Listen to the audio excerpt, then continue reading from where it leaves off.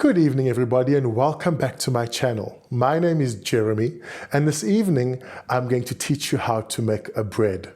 But this bread is different. This is not any bread. This is bread that you make on your stovetop. Now we all know that bread can be made on our stovetops. All of us have had flatbreads, but this is not a flatbread. This is a steamed yeast bread that is beautifully soft and will soak up any gravy in any food that you've made. So let's get started right away.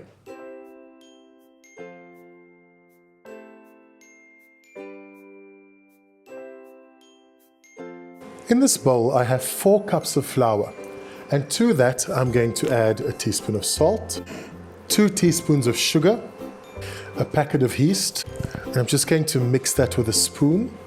And then to that I'm going to add, this is 1 cup of boiling water and 3/4 cup of cold full cream milk and 2 tablespoons of melted butter. And I'm going to start by just mixing it with a spoon, and then when it starts coming together I'm going to put in my hand and I'm going to knead it. Now it's quite cold today, and if you knead often, you'll notice that on a colder day, your mixture always feels drier. So on a colder day, it's a bit more difficult to knead if you're going to use exact amounts, but for the purpose of this video, I will use exact amounts. Now you can either knead it in there, or you can do it on the counter. It's just a matter of preference. There's no right or wrong. And if you've never kneaded before, and if you are a bit scared, there really is no formula. My mother taught me a formula when I was a kid, but I've never really followed it. So you just need to move the dough around until it all comes together and it gets smooth and it doesn't stick to your hands or the surface. And then depending on how well you knead, that can take anything from 3 to 10 minutes. Now I can feel that it's quite smooth. I haven't been timing myself, but I haven't kneaded for 5 minutes yet. And it looks like this. It's a nice, like Play-Doh. Well, no, it's a bit softer than Play-Doh. I'm going to make sort of a ball. Well, not a ball, more, I don't know what you call that, a circle. And I'm going to put it in my bowl to rise. This is an old butter wrapper, and don't throw these away. They come in very handy when you need to grease things.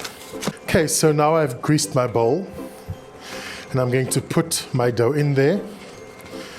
And this bowl has a lid, so I'm just going to put a lid on it. If you don't have a lid, you can just use some cling wrap. And I'm going to leave it in a warm place to rise. It can take anything from 30 minutes to an hour to rise, depending on how hot it is. So it's winter and it's really cold, and I didn't want to wait an hour. So what I'm going to do is, I still have boiling water left in the kettle, and I'm going to throw some of it into my jug.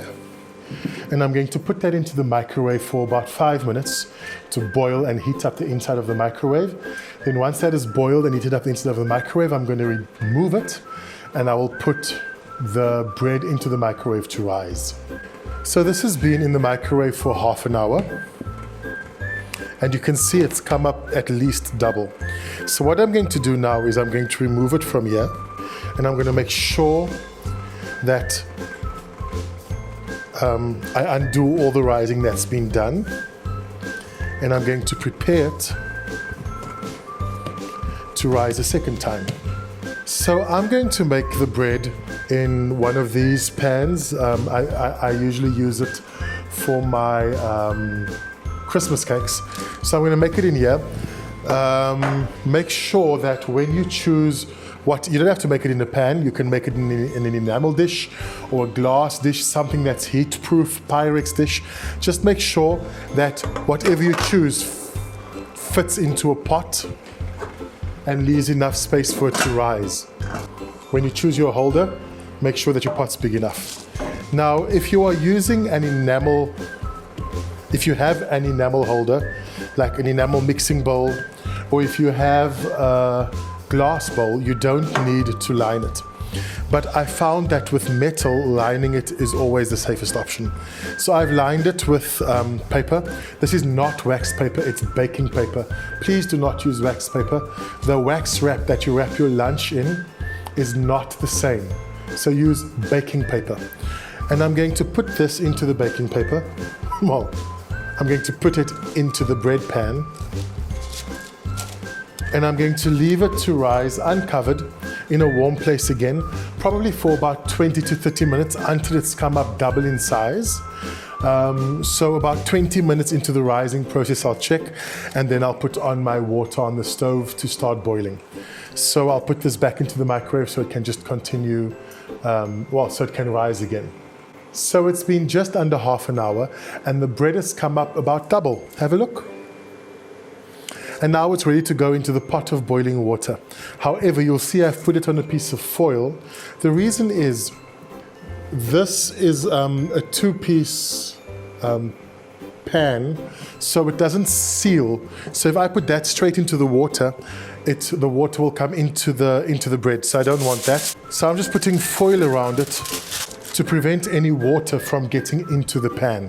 If you are using an enamel bowl or a glass bowl or any bowl that's just one piece, or even a cake pan that's just one piece, you don't need to worry about foil. So then you'll see my water is boiling and I'm going to put this straight into the pot. And I'm going to cover it. And fortunately you can hear if it's boiling, and I'm going to leave it boiling in there for 45 minutes. So after 45 minutes the bread will be finished. The bread's been steaming for 45 minutes. Let's see what it looks like. So as you can see, it doesn't get brown because it's just steam. The way to test if it's done is you press on it, and if it comes back up, it's cooked. If it wasn't cooked, it would have stayed down. You can see that from the original dough, that's almost quadrupled in size. So let's get that out of there. And there you have it, a beautifully steamed on the stove bread. So I'm going to cut the bread now so you can see what it looks like inside. This is a delicious bread for anything that is quite saucy, like a stew with a lang sauce or a soup or something. So we are pairing it with soup tonight.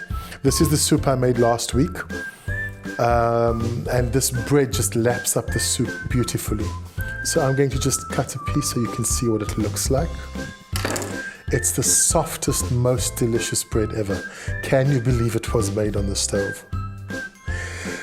So we're about to have supper. If you enjoyed the video, please like it. And if you like the video, please subscribe to my channel and then remember to turn on notifications. I'll see you next week. And next week I'll be making Cadbury chocolate banana bread.